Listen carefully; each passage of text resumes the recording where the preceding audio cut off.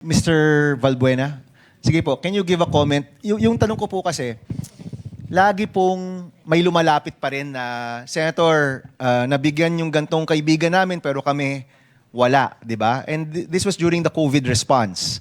No? Meron rin tayong pantawid pasada nung panahon ng COVID at nung umiikot kami nung nakaraang kampanya last year, yun yung sinasabi sa amin ng mga TODA. No? Hindi ho kami kasama sa listahan. So, pwede ho ba kayong magkomento? Yung pagkakumpleto ng mga listahan, kailangan po ba ng bagong gawain para mabuo ulit ang mas komprehensibong listahan po para sa ating mga transport workers? Good day po, distinguished committee and Mr. Chair. Kahapon po, doon pa lang sa ayuda, meron naman po kaming nakuha sama ng loob. Pinapila po maghapon, mainit, gutom, walang tubig, walang maupuan. Meron naman isang tent para doon sa mga senior siguro. Sila na din po nagsabi, 21% lang ang nakatanggap doon sa total na sinubmit. Sa members po namin, sa kabuuan,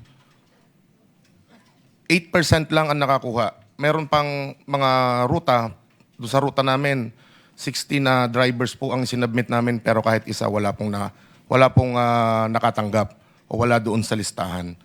Sir, sa jeep kayo, no? Sa jeepney po at UV Express. Pati UV Express. TNBS po. Okay. Ang Manibela, matagal na hong grupo kayo. Tama Matagal na po. Yung mga tinatawag na listahan, meron po ba ang mga ahensya ng listahan ng inyong mga miyembro? Ang binibigay po namin na listahan dati, ang nagbabase po ang LTFRB per plate number. So doon po nagbabase kung ilan yung bilang ng sasakyan na meron kami na naka-enroll o active sa LTFRB. So yun po dapat yung nabibigyan. Pero this time, ang pinasubmit po sa amin yung pangalan po ng driver. So nag-comply naman kami. Mas maganda ho yun, di ba? Kasi per plate, sometimes dalawa yung driver po dyan o tatlo, di ba? Tama po kayo. So kung yung per name, mas maganda po yun, di ba? Tama po kayo. Okay. So ang nangyari po, wala kaming nakuhang ayuda. Kung meron man, iilan lang. So matagal na naming sinasuggest po sa kanila na fleet card ang ibigay ninyo sa amin. Mas madali siyang gamitin. Hindi na ho kami pipila doon sa mga ayuda na to na lahat madidisrupt yung services natin sa mga mananakay. Yung araw na namamasada kayo, nawawala rin. Maghapon din ho kaming nakapila. So kaltas na po kaagad yun. Kung kikita ho sana kami today ng 1,500 pesos na paghahatian po ng driver at operator, nawala din po yun. So magkano na lang ho ang natira doon sa 5,000 pesos? Hindi po ba? Kaya ho, matagal na naming sinasabi, bakit ayaw po gawin ng Land Bank, ng LTFRB, yung ganitong sistema para kahit ilan at sino man yung sumampa doon sa sasakyan, kahit anong klaseng sasakyan, basta intended yung plate card doon sa plate number na yon, mapapakinabangan.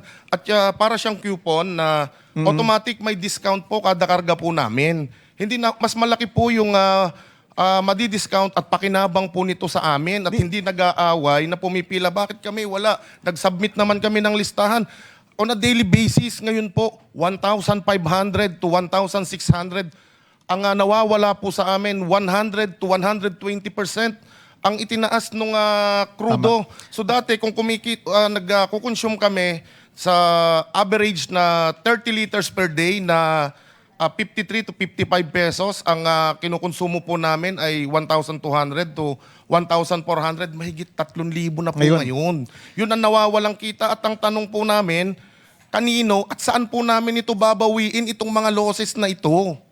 Dalawa lang naman po yan Sir Mar. Either magtaas ng fare or may suporta sa inyo. Now, ayaw nilang, siyempre yung pagtaas ng fare, marami pong matatamaan. Now, kung ayaw gawin yan ng gobyerno, dapat may suporta po sa inyo. No? Napakasimple, di ba? So, una kong tanong, I know I've run out of time. Nung COVID ho, di ba may fleet card naman nung panahon ng COVID? Tawid pasada card po yung ibinibigay sa amin. Iba ba pero yun? nawi-withdraw po siya.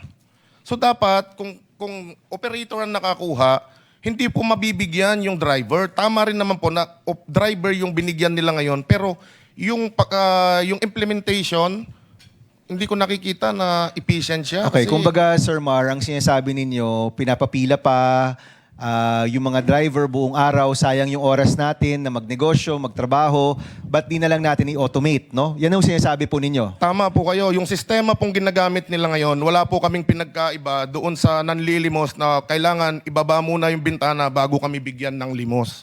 Ganun po ang nangyayari sa amin. Ganun kabigat. Kami yung direktang pumasan ng bigat. Meron na po ba rito sa session hall na to na kayang pasanin yung losses na 1,500 pesos Per a day? 45 to 50,000 pesos on a monthly basis. Meron po ba rito na pwedeng magsakripisyo sa atin noon? Wala. Mamang tsuper lang po ang nakakapagsakripisyo niyan. Okay. Sir Mar, tatanungin ko lang ang DSWD. Ito pong, alam naman ho natin, no, na pag-uusapan natin ang transport workers, sila ang pinakaunang natatamaan dito. Agricultural workers, MSMEs, susunod-sunod po yan, no? Pero sila po yung pinakauna. Ito pong request nila ay sana mas efficient, mas diretso, no? Yung tulong. Iba pang usapan yung kung magkano. Kasi yung binibigay natin, hindi rin naman yan nagmamatch dun sa losses nila. 'Di ba? Mas maliit yan sa kanilang nawalang income. But I just want to ask this question as my final question. Yung sinasabi po nila, kasi sa palagi ko po, hindi naman to one time eh. Ang expectation natin, this will last 3 to 6 months or more. Kahit matigil yung gera tomorrow, bukas, yung taas ng presyo, nandyan pa rin yan ng ilang buwan eh. So, kailangan natin silang matulungan. Ito pong pag-automate or pagkaroon ng fleet card, pwede po ba itong gawin para hindi na po sila kailangan pumila para sa ayuda, mabibigay po yung tulong. At the same time, kung magkano yung nabibigay, na ma-manage nyo rin po. Is that in the plans of DSWD? Your Honor, gusto lang po namin sanang malaman kung ano yung tinutukoy niyang ayuda. Kasi as you know, dalawa po kami nagbigay ng ayuda. Kami po sa DSWD, cash relief assistance po ang binigay namin. At diretso po yun sa mga drivers. Cash or cash. diretso sa GCash? Or Cash po. Cash talaga, okay. At base naman po sa mga news reports, napakabilis. Sobrang bilis nga po kasi pupunta ka doon kung ikaw ay na-vet na yung listahan mo. Hindi po dapat pumupunta yung wala sa listahan. Okay? So, kaya po dapat malinaw, sa amin po, hindi po totoo yung 21% na accomplishment. So sa amin po, pag malinis yung listahan, dumating yung mga kasama natin driver, babayaran po sila. At yan naman po ay matter of judicial notice. Sige, papaklaro natin kay Mar, no? Ito po bang release ng pondo ay mula sa DSWD, DOTR, LGU? Sino po ba yung nagbigay po ng tulong po sa inyo? Mr. Chair, nakakatawa po. No? Magkatabi pa po sila eh. Ang DOTR at ang DSWD, hindi po ba sila nag-uusap kung yung ibibigay po sa amin kung saan po ba ito galing? Hiningan po kami ng listahan ng LTFRB. Isinabmit po namin yung mga master list po namin. Yung pala, ibibigay din po pala sa LGU. Doble ang ginawa po nilang pahirap sa amin. Kailangan namin ng ORCR, pipicturean kami, kasama yung jeepney namin, hawak namin yung driver's license, kasama yung prangkisa, kasama pa po kung saan presinto kami bumoboto. Mr. Chair, totoo po yan at may mga ebidensya po kami. Kung saan po kukunin, hindi po dapat kami yung tinatanong. Hindi po ba? Kayo yung nakakaalam kasi kayo yung magbibigay. Tama po Okay, ba? Mr. Valbuena, but gusto ko lang kasing matukoy ito, no? Of course, alam natin magkaiba rin yung pondo nila and kami yung pumopondo po dyan. Kaya gusto namin malaman kung anong pondo yung nagamit ng maayos. So, yung nangyari pong ayuda o payout, sino po yung namimigay? LGU ba? DSWD ba? Sino po mismo yung nagbibigay sa inyo? Para lang klaro sa amin. Ang namigay po kahapon, ang kasama ng LGU, ang DSWD. Pero una po kaming pinag-submit ng listahan sa LTFRB. Okay, so ito yung sinasabi namin na kailangan yung response ng gobyerno, iisa lang talaga. No?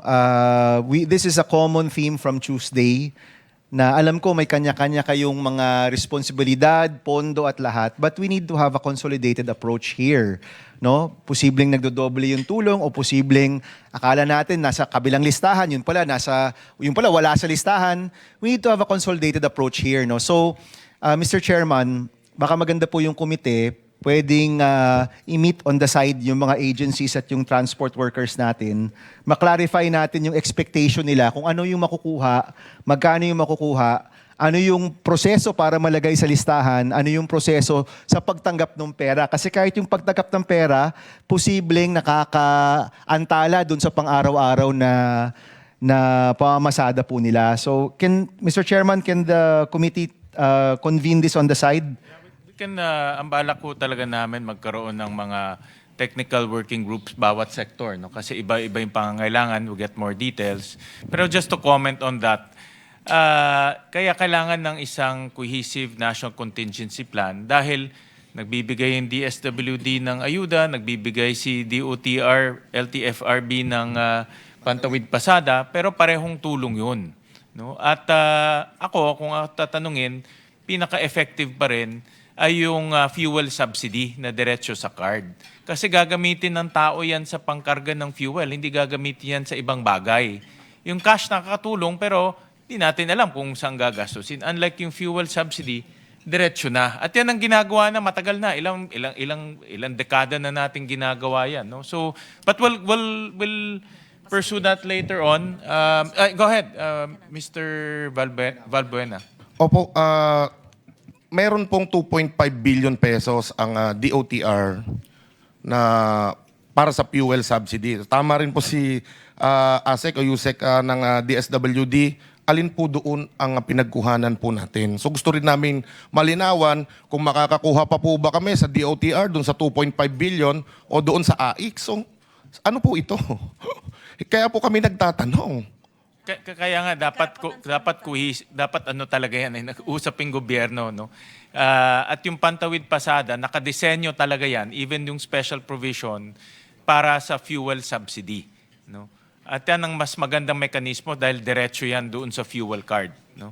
So with that, Senator Lauren, you have 10 minutes. Thank you, Mr. Chair. Salamat, Mr. Valbuena. Ramdam namin ang iyong mga sinabi at lahat ng mga sabi niyong pumila ng napakainit tapos wala naman natanggap. At inuutos ng komite with the permission of the chair na sagot po ng maayos in a memo form kasi hindi maliwanag. Tama si Mr. Valbuena. Saan nanggaling yung pondo? DOTR ba na 2.5B or DSWD na AIX? Hindi natin alam. Mas malaki yon para malaman nila at bakit hindi yung buong listahan at ilang porsyento lang nakatanggap. Kung hindi kaya ng mga ASEC, USEC director na nandito ngayon, pero kailangan mabigyan natin ng sagot ang grupo ng Manibela from Mr. Valbuena. 12:19, siguro naman bago bumaba ang araw ngayong araw na ito, ay masasagot tayo ng DOTR, LTFRB na nagbigay ng listahan at ng DSWD. Can I ask that, Mr. Chair? Base sa question ni Senator Bam Aquino. I mean, it's not ask, it's a demand kasi hindi siya nasagot ng kompleto dahil hindi sila sigurado saan nanggaling yung pondo. DOTR, DSWD, or LGU at bakit yung iba hindi nakatanggap. Wag muna ito sa time ko dahil kino-continue ko lang yung sinasabi ni Senator Bam Aquino. Pero ramdam po namin ang paghihirap po at yung buod ng inyong mensahe. At bago matapos ang hearing ay dapat may sagot na ang ahensya ng gobyerno na inyong binanggit. Salamat po.